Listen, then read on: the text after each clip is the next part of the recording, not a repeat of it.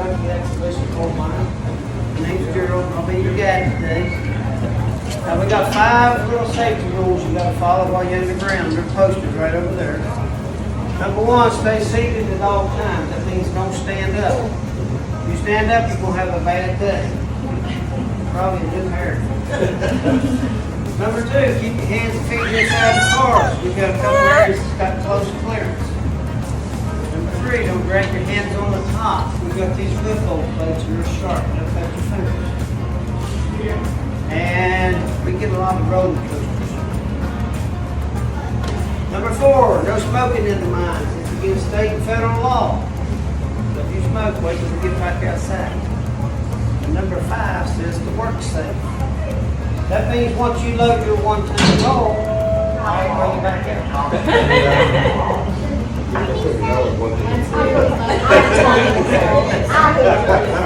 Okay, take all the pictures you want.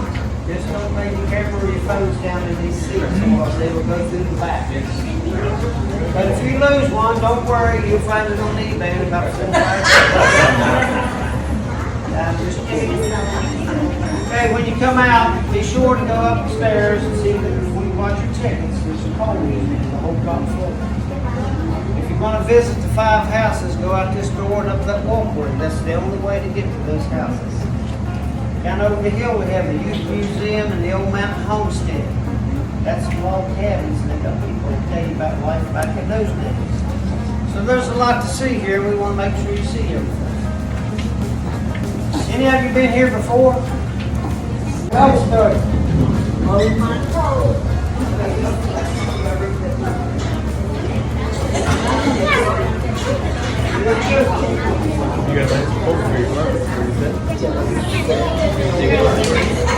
We're going where your grandparents was born, Dayla. In a coal mine. Born in a mine? In a coal mine. Your great-grandparents.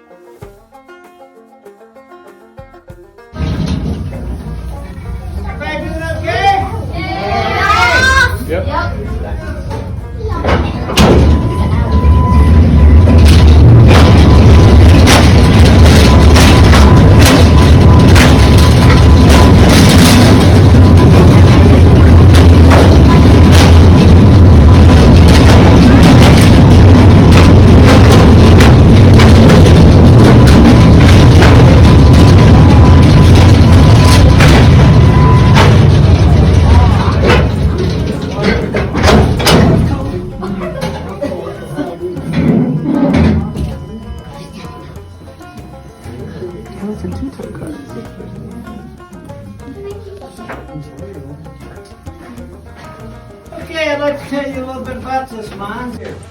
From 1890 to 1910. Now the Phillips family was mining this little seam of coal down here on the bottom. That is the Sewell seam, and it runs anywhere from 28 to 34 inches high. That's how high the whole mine was. Those miners worked on their hands and knees all the time.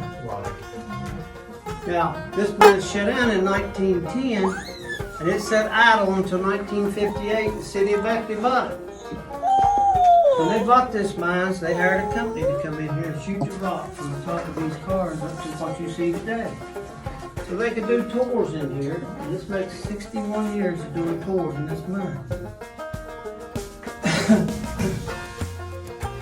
Back in the day when the Phillips family had this mine, they had 30 miners that worked here. And those miners worked 12-hour shifts. So 12 hours each one of those miners. They loaded about 10 of these 1-ton cars of coal each. That was on with a pick and shovel down on his hands and knees. Do you know how much they paid him to load a ton of coal in 1900? 10 cents. No, 20 cents. Wow. He got 20 cents if that was all clean coal. Now if it had rock in it, like that car on the other side, they would dock him a few pennies. Because they couldn't sell rock and they didn't have anywhere to put it. And I'll show you on our next stop what he was supposed to do with the rock. Now the way this worked back in those days, miners had these little round tags. And each miner had a pocket full of them. That's got a number stamped on it. Each miner had a number. If you loaded this car of coal, you took one of these tags and you put it on the car.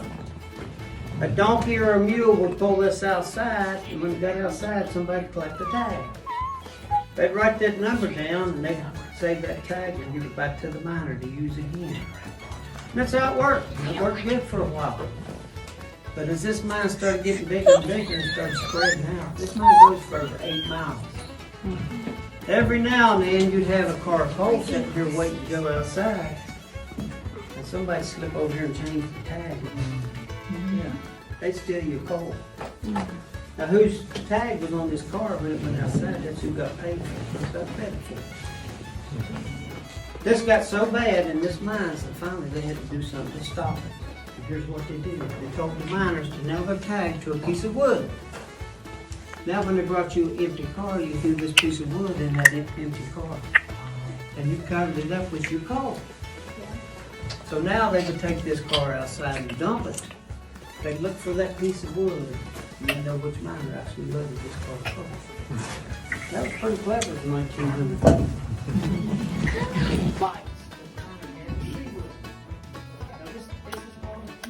You open this lid, and you fill this full of kerosene up to that ring.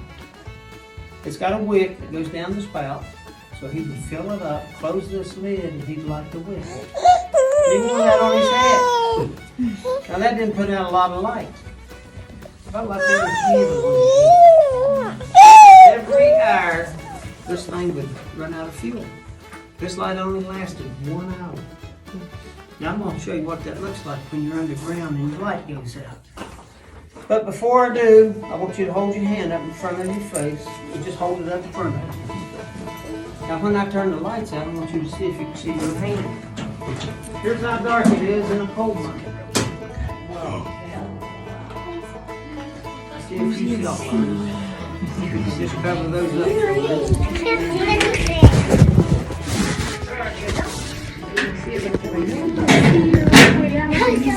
I want to tell you a couple things about this light. The miners would fry bacon for breakfast, so they'd have their wives too. And they would save the bacon grease and bring it to work. They would bring that bacon grease to work and they would burn it in this light. Bacon grease will burn in this light, and it does 2 things. It saved him a few pennies on his kerosene because he had to buy what he used. From the mine? Yes. And it made mine smell so much better. I just smell like bacon in here. Everything smells better with bacon. Tell you another thing they use this light for. You see this board right here says fireballs? Every morning before we open up, one of the tour guides is to walk through this mine and make a fireball thing. What he does, he's checking to make sure the mines is safe before we bring anybody in. Now the other fireballs, they didn't have methane detectors like we had. If you have methane gas in a coal mine, it always goes straight to the wood. Methane was lighter than air. The early fireballs, they had to hold this light up to see if there's any methane gas. Now if you've got 1 or 2 or 3% methane, this would ignite it. And it'll burn like a little cloud. It'll burn here for about 20 to 30 seconds, and then all of a sudden it just went out. It burnt the gas out. That's how they actually got the name Fireball. So I'm going to open the lid, and I'm going to pour a little water in it. I'm going to shut the lid back, and I'm going to get over here in the middle because I want everybody to see this. This is called a carbide light. I put carbide in the bottom, it looks like gravel. I put water in the top. Top part of this light's got a little lever right there, and that little lever's called a dripper. So I'm gonna push the dripper. You see why they call that a dripper? I'm gonna drip that water on this carbide, and it's gonna start smoking. it creates a gas called acetylene. And the washer just fell out. Put this back on there. All right, I'm gonna drip that water on here, and it's gonna start smoking. Now, that's acetylene gas. Now I'm gonna put this back together. There we go. Now I'm gonna hold my hand right here, and I'm gonna say the magic word, abracadabra.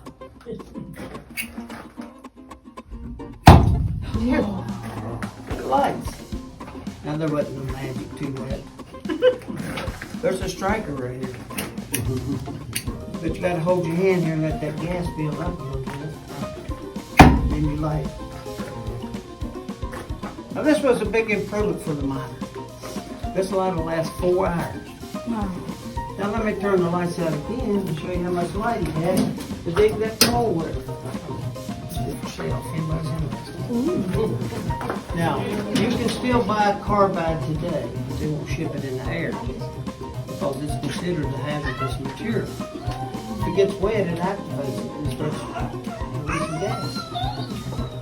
So that's they'll ship it on the ground, they won't ship it in the air. I've got one more light I want to show you. With the kerosene lights, how did they go like 8 miles in if every hour they had to refill it? When you came underground, you stayed all day, all 12 hours. You don't ever come in and out. So You they had to had to keep refill filling? your light and light it again. Yeah. And that's what they did. Now this is called a flame safety lamp. And they used this light in the mines for many years. Now the way this light works, if you have methane, it always rises to the top. It's lighter than air. So they'd hold this lamp up to the top, and you watch that flame. If that flame doesn't do anything, there's no methane here. If you have methane gas, here's what this flame would do. It would start growing and growing and growing and growing. If it goes up to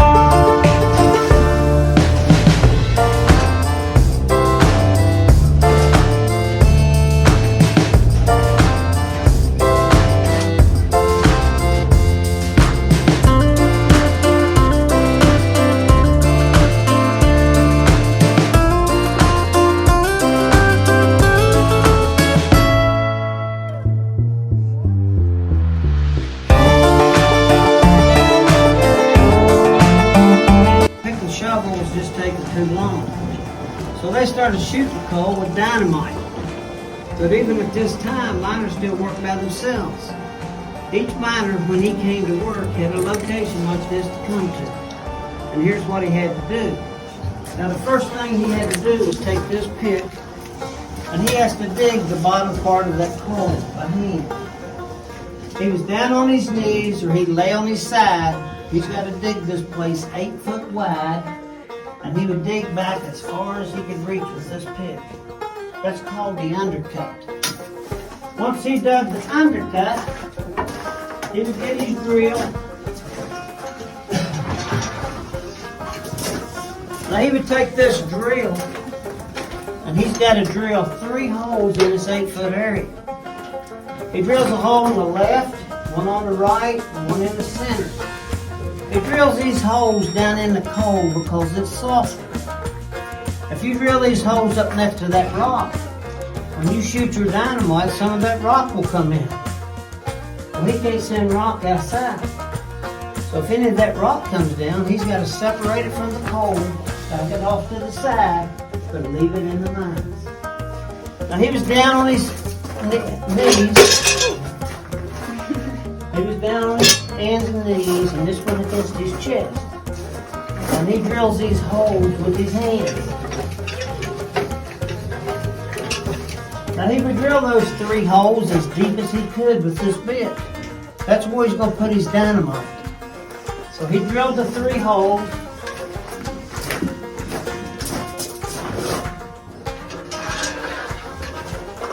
Then he'd get his black powder, and he rolled him up 3 balls of black powder, about the size of a golf ball.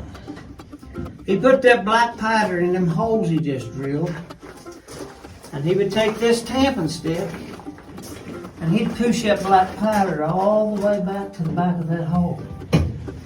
Then he'd reach down and get him a big handful of mud, or maybe 2, and he'd put mud in that hole. He would take this tamping stick and he'd scoop that mud back there and tamp it up. Now, he tamped all 3 of them holes. Then he'd get this rod. This is called a needle rod.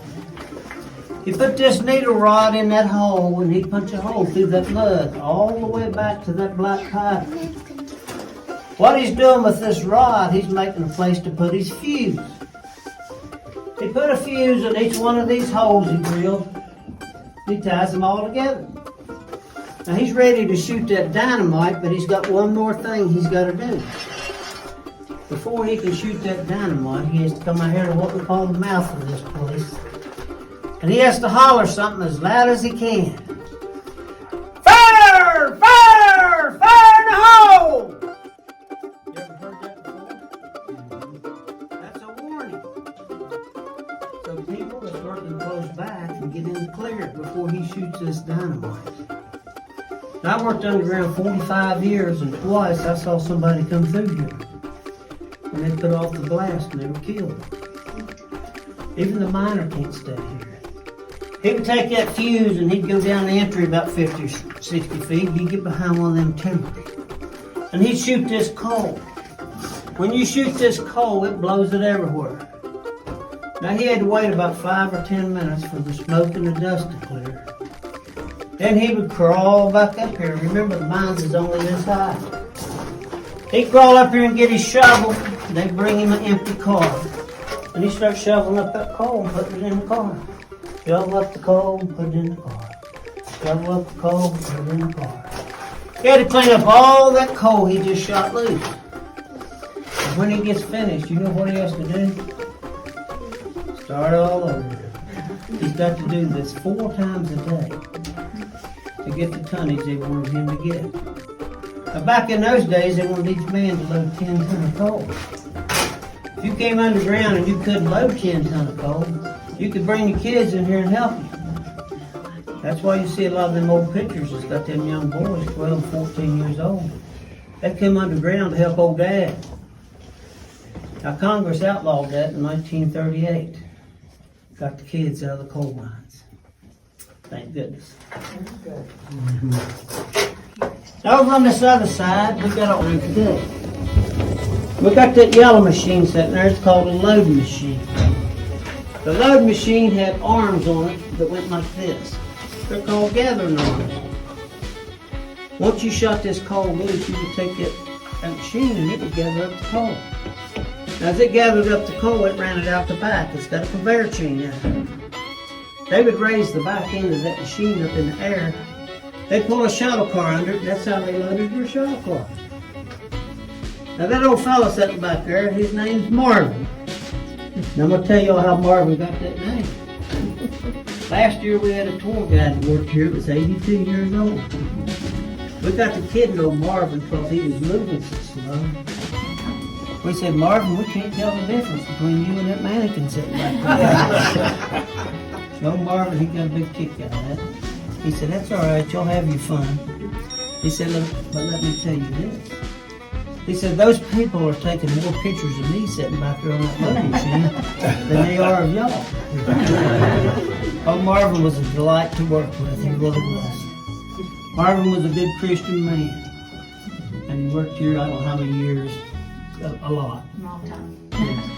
But we all loved him and we miss him when we did. We'll always call that guy back there Marvin. He's earned it, yeah. Now let's go back to our next stop. I had a neighbor of Marvin's in here yesterday, and he said he went to Mary Ann, that's his wife, and he told her, said, they got a dummy in the mines called Marvin. He said she got the biggest kick out of it.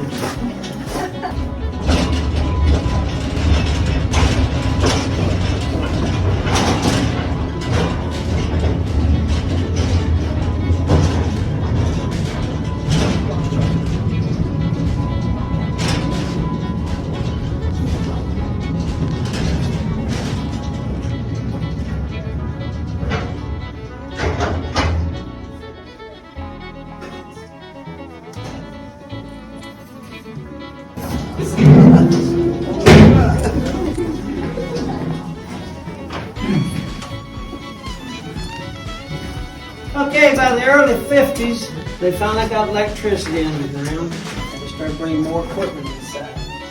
This is when they quit working miners by themselves, and they started working miners together in a group. They call that a section, and you'll have 8 to 10 men that work together. Now the first guy would run this cut machine back here. That cut machine's got an 8-foot bar on it, and it would make that undercut. You didn't have to pick it with hand anymore. Not only would that machine cut 8 foot deep, they went from cutting places 8 foot wide and they started cutting them 20 foot wide. Now when you got to cut a coal, it was 20 feet wide and 8 foot deep. As soon as he would make that undercut, he moved that machine up the entry about 60 feet and he started cutting again. The next guy followed him with that hydraulic drill. Now when it was 8 foot wide, we had to drill 3 holes. Now it's 20 foot wide and you got to drill 5. As soon as they would drill them 5 holes, the shot fired, he would put 3 sticks of dynamite in each hole. Now we went from shooting 3 little balls of black powder to shooting 15 sticks of dynamite. That's a big difference. So if you hear somebody holler fire, fire, fire in the hole, you better find you a safe place real quick. They would shoot that coal loose. They'd bring old Marvin in on that loading machine with those gathering arms, and he'd gather up the coal. Every section had 2 or 3 of these roof holes. But what this machine will do, if you look above your heads, everywhere you see this little 6x6 plate, that means there's a roof hole on the top. These roof holes bolt this rock together and make it a lot stronger. That's why we use it. Now the way this machine works, it uses a piece of drill steel to drill those holes. You put this drill steel in a drill head. This machine's got tram levers. You can move it anywhere you want. Raise this up against the roof. Turn this machine on and it'll drill a hole. Once you drill a hole, you put the roof bolt in it. This is one of the first roof bolts they ever had. This is called a chuck bolt or a conventional bolt. And here's how it works. You drill a hole and you push this all the way up to the roof. You spin it 5 seconds and it tightens up. Now what makes this bolt tighten up is this wedge on the end. When you spin this bolt, that wedge comes down on these threads.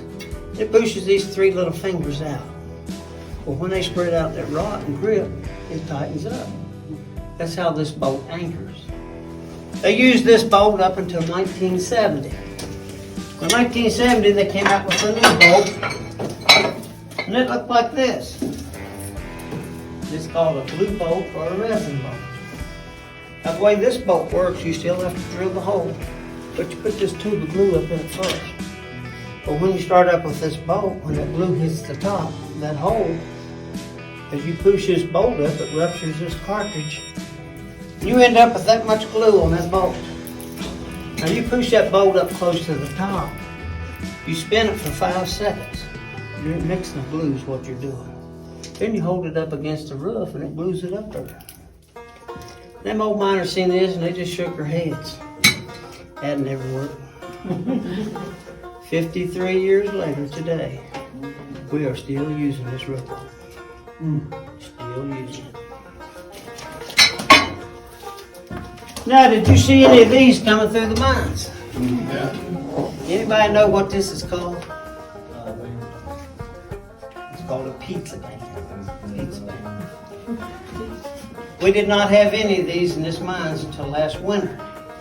Now, between Affinity Coal and Jim Mark, which makes these roof bolts, they came in here, a community project, and they put up over 450.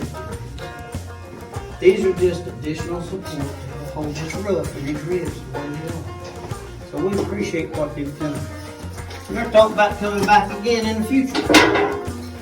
So we hope they do. Now these rocks over here, I want to show you these rocks right here. That big round rock laying on the bottom and that little one on top, those are called sulfur balls. You find sulfur balls in the coal seam itself. Now miners today, they don't see these sulfur balls because they've got a continuous miner that chews everything up. They smell them when they cut into them because they stink. They smell like sulfur. We just got these sulfur balls here so you can see them. That's all we're here for. Now these other 3 rocks right here, these are called kettle blocks. Tell you a little bit about a kettle block. A lot of times once you take the coal out, you look up in this rock and you'll see a circle. If you see a circle, it's a kettle block. Now what does that kettle bottom look like to you right there? Petrified wood. That's what it is. That's what it is. These are, used to be trees. They've turned to stone, they're very heavy, and they're very slick. And they'll fall out in chunks, anywhere from 6 to 18 inches thick. And they've killed and crippled a lot of people. You gotta take care of these. If you have these in your mine today, they have to be supported where they can't fall out and hurt somebody. And normally, they put a roof bolt in each side, so it can't fall out. Now I'll tell you a little bit about this lunchbox. This is a 4-piece bucket. That's just a lid. Anybody know what that's called? That's the fry pan. Sure is. This is what the old miners took their dessert in. Now they didn't have little Debbie cakes, and they didn't have candy bars. Ask them old miners what they took. And they'd say, well, if my wife made a homemade cake or homemade pie, you can make it in this. And that's what he took it in. Now later in life, I saw a lot of guys use this. They put the billfold in here in their car keys, so they wouldn't lose them in the room. This part of the bucket was what he carried his sandwich in, his beans, his apple, banana, whatever else he carried. And this was the most important part. This is what he carried his drinking water in. Did you know it was 1969 before they started buying miners' water underground to drink? You had to carry your own. And many times I went back to get me a drink. I didn't have any water because somebody drank it. This went on for just a little while. And finally a guy came up with a way to keep people from drinking the water. So I'm going to show you what we did. Here's what we did to keep people from drinking the water. Oh my God! That's what he did.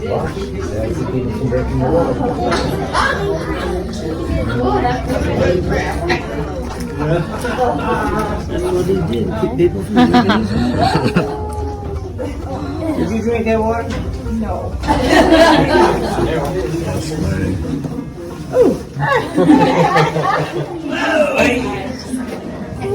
What? Did you drink that water? I'm sorry. I'll definitely drink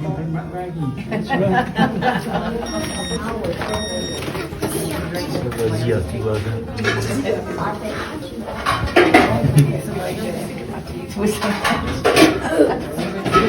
Now, if you're sitting where you can see that round bucket on the bench over there, it's got some wire on the lid.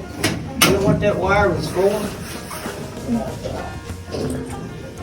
Miners would take a piece of wire and they'd wire this lid to the handle to keep a rat from wrapping his tail around this lid and flipping it off. The rats learn how to get in your bucket, and they would. If you left your bucket sitting there where they could get in, they'd get in and eat your dessert. Now let me tell you a little bit about rats in the coal mine. And most miners knew that if they saw a rat in that area where they was working, it meant it was safe. When they sit down to eat, they throw out scraps out of their bucket, feed the rat, keep him around, make him feel safer. Now a rat will not stay in an unsafe area. If you've got bad roof, you have bad ribs, you have bad air, a rat won't stay here.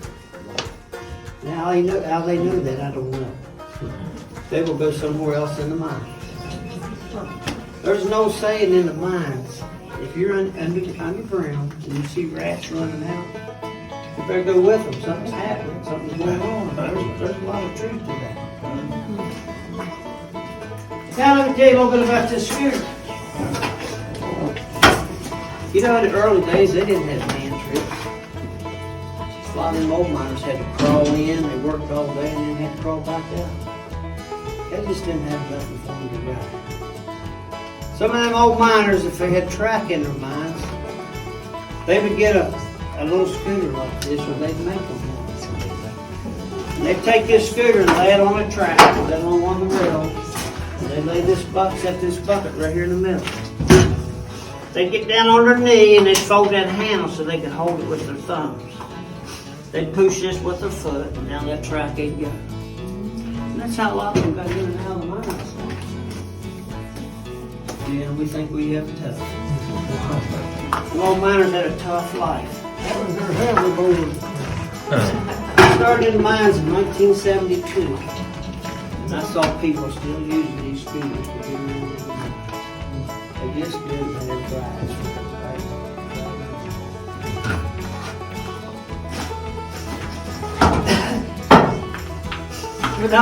Were the mines still short like that?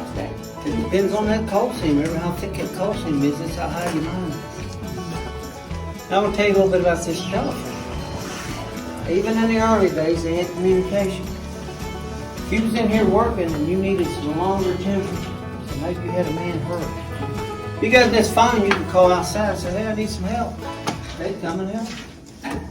But many times I heard that phone ring and ring and ring. It's loud. I'd crawl down there to the phone and I'd answer. I'd say, hello, and you know what they'd say? How much coal have you loaded? That's all they cared about. That's all they cared about. I worked for a guy 18 years. And every day when I brought my crew outside, he'd be standing beside the track. Now he owned the company. He's standing here with his arms crossed. And he was walking for us. When he seen us coming, here's the first thing he did. He pushed his sleeve up and looked at his watch. And he'd stand there and hold his arm up in the air. Seemed like forever sometimes. We'd come around there to where he was at, stop the man trip, and everybody'd get out. He'd say, okay, man, you're 2 minutes early. Y'all could have loaded another shot car. It didn't matter how much you loaded, it was never enough. That's just the way it was. Let me tell you a couple interesting things about where you're sitting. This ride on the track today covers 1,550 feet. Right now, if we went from right here where I'm standing to the top of this mountain, you're underground about 125 feet right now, each one of you. About 125 feet from here to the top of the mountain. Brad Paisley was in this mines about 6 weeks ago and did a music video. Pretty neat, it was. So Brad's a West Virginia boy. And this is the first coal mine he was ever in. He did a music video about coal miners and opioid drugs. I'm not sure what the name of the song is. The name of the album is Sons of the Mountain. So watch for it coming out, please. It's going to probably feature in his video in this month. Okay, you got any questions? I'd like to recognize somebody today while they're with us. This is the first time I've ever seen them in here. Now, this lady sitting back here in the red shirt, she used to run this place. Renda, is it? Brenda Morris. Yeah, I was here almost 30 years. Started at the Youth Museum and then come on up to the exhibition coal mine. Was here, and the only thing that was here when I started in 1990 was the coal mine in a little blue cinder block building. And I had to retire in 2012 and left it all behind. And still got lots of good memories and love my work and good tour guides, good people to work with. And Gerald, you've done a wonderful job. Thank you, appreciate you. Good tour. We've also got another lady that works with us. No, There's Miss Peggy sitting here. How long you been here, Peggy? 8 years. 8 years. It would have been 9 if COVID hadn't came. We're glad to have both of you. thank you. All right, thank y'all for coming today. Sit back and enjoy your ride home.